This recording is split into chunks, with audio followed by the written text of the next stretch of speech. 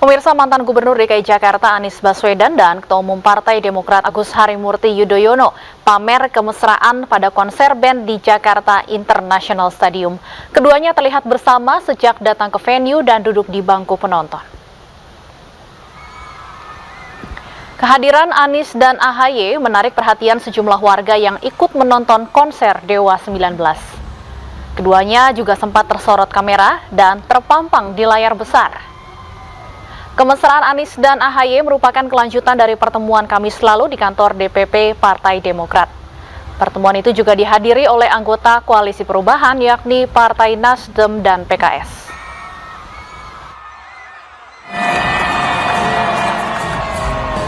Tak hanya Anies dan AHY, konser bertajuk Pesta Rakyat 30 Tahun Berkarya Dewa 19 yang dipimpin kader Gerindra Ahmad Dhani juga dihadiri Menteri Pertahanan Prabowo Subianto.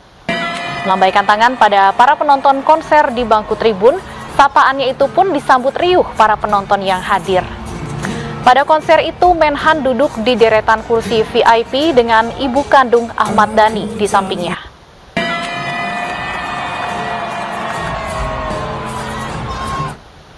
Pemirsa, pertemuan antar petinggi parpol mulai meramaikan perpolitikan Indonesia jelang pemilu 2024. Dalam sepekan terakhir, silaturahmi politik digelar sejumlah parpol, sementara baca pres Koalisi Perubahan Anies Baswedan bertemu dengan Ketua Umum Partai Demokrat.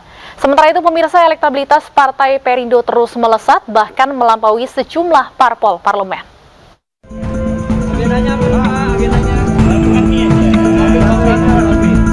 Saling kunjung di antara tiga partai yang tergabung dalam Koalisi Perubahan kian intensif dilakukan. Jumat siang, Partai Keadilan Sejahtera PKS menyambangi kantor DPP Partai Nasdem di Jakarta Pusat.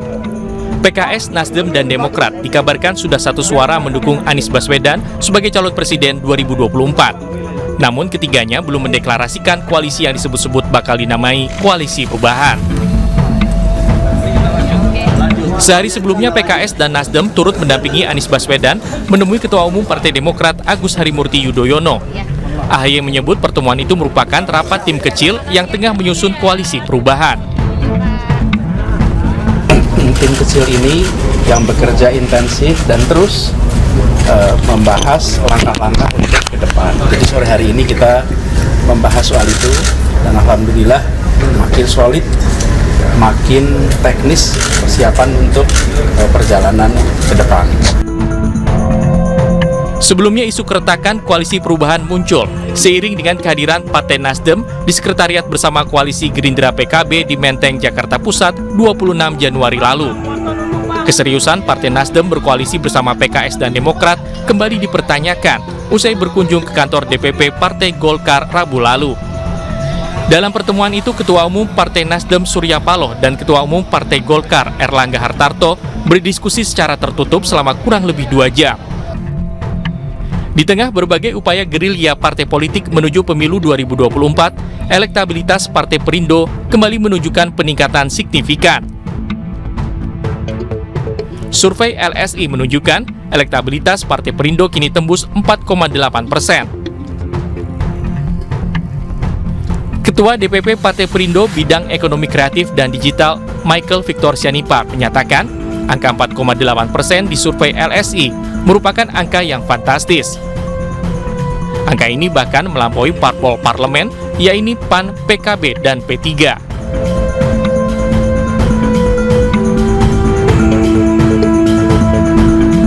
Dan kalau saya lihat memang tren di Perindo ini angka surveinya terus naik dari 2 tahun lalu, setahun lalu, beberapa bulan terakhir, dan 4,8% itu angka yang sangat signifikan.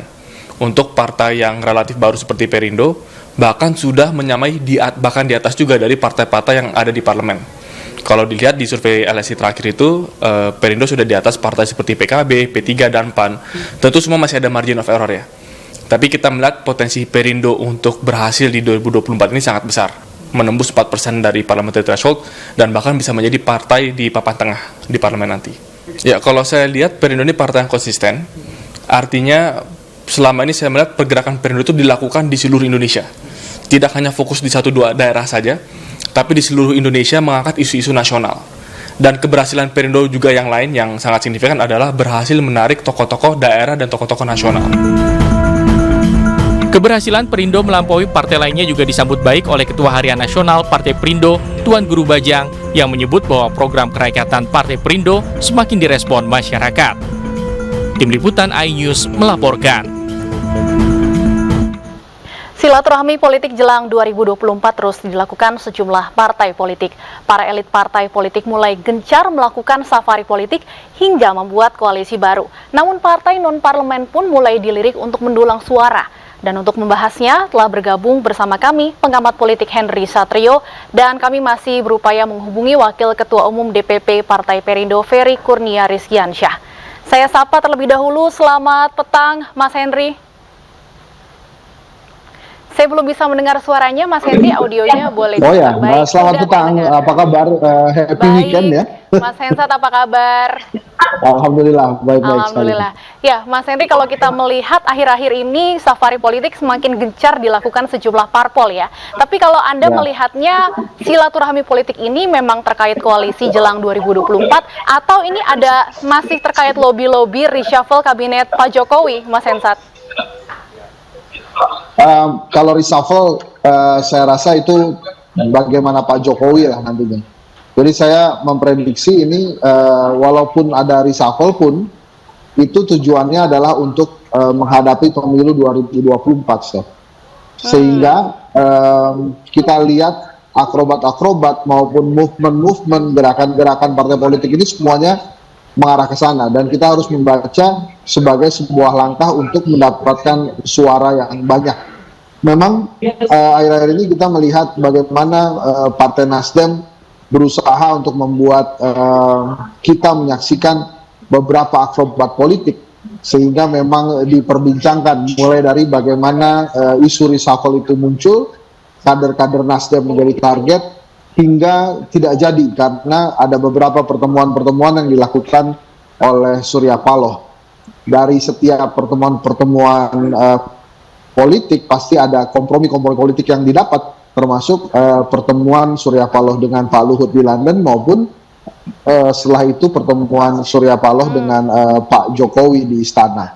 Maka kita bisa lihat hari ini sangat dinamis sekali, bahkan mungkin mohon maaf beberapa tokoh negara atau tokoh bangsa mungkin yang sudah bersiap masuk kabinet nampaknya harus menahan hasratnya dulu, karena di injury time ini nampaknya Presiden Jokowi belum mau atau belum srek ya kalau di bahasa Jawa untuk melakukan reshuffle hari ini, sehingga Rabu Pon yang digadang-gadang sangat sakral bagi pemerintahan Pak Jokowi sejak periode pertama kemarin tidak ada perubahan atau penyegaran di sisi anggota kabinet, gitu kira-kira. Ya, pertemuan Rabu Pon justru malah antara Nasdem dan Golkar ya, Mas Hensat.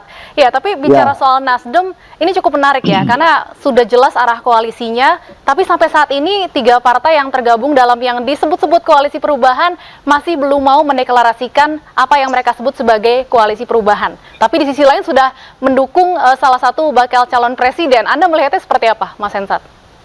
Ya, walaupun secara terpisah Nasdem, Demokrat, dan PKS sudah mengumumkan akan mengusung Anies Baswedan sebagai calon presiden, tapi tanpa ada deklarasi bersama hitam di atas putih antara 4 pihak, 3 parpol dan Anies Baswedan, ini masih kosong nih. Jadi artinya pasti belum lega karena momentumnya juga bisa hilang.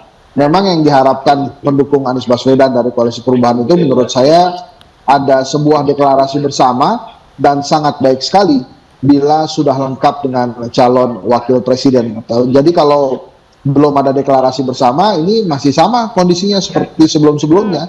Jadi hanya dukungan satuan aja, jadi tidak ada sebuah kesepakatan yang formal. Yang diperlukan itu kan kesepakatan formal, sepasang kemudian perlahan mempersiapkan diri menuju pendaftaran calon presiden di KPU yang akan dilaksanakan Oktober dan November 2023 nanti.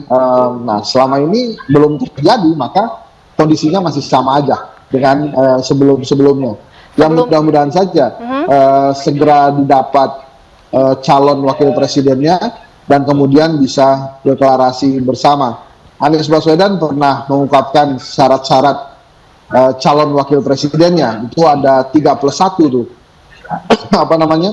Yang pertama tentu saja punya elektoral, kemudian yang kedua bisa mempererat hubungan komunikasi antara parpol-parpol di dalam koalisi perubahan, kemudian membantu dia dalam pemerintahan.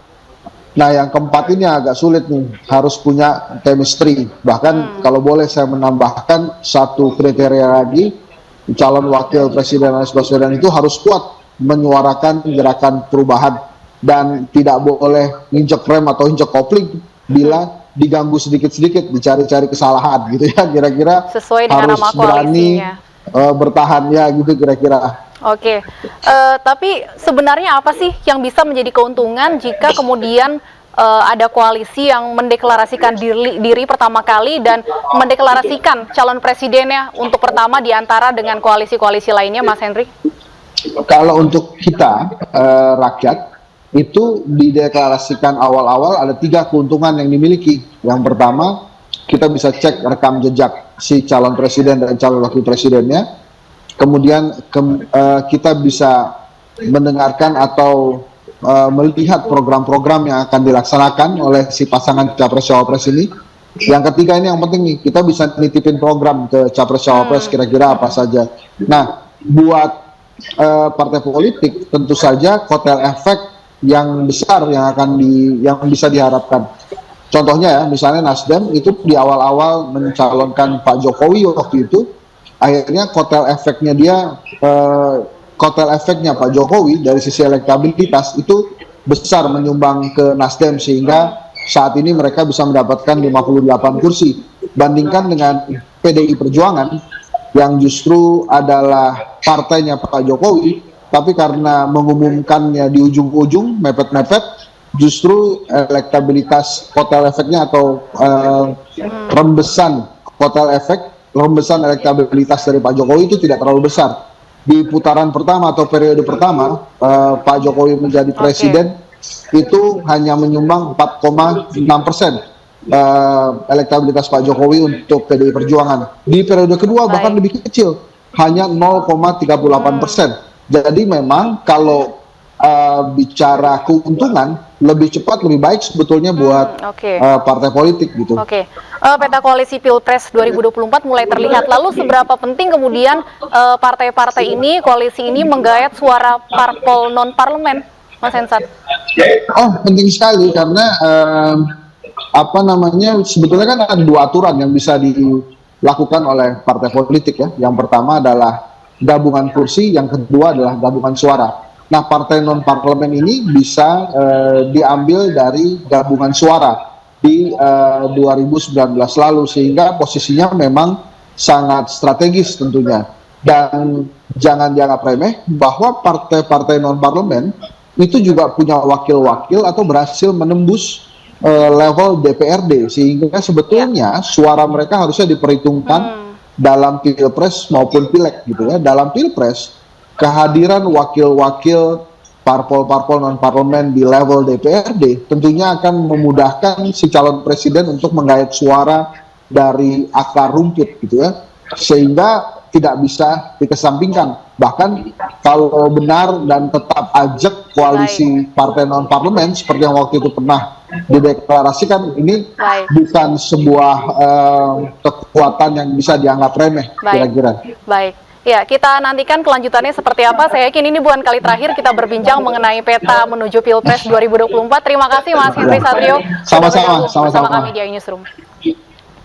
Jangan kemana-mana pemirsa, kami akan perbarui informasi Anda setelah jeda berikut.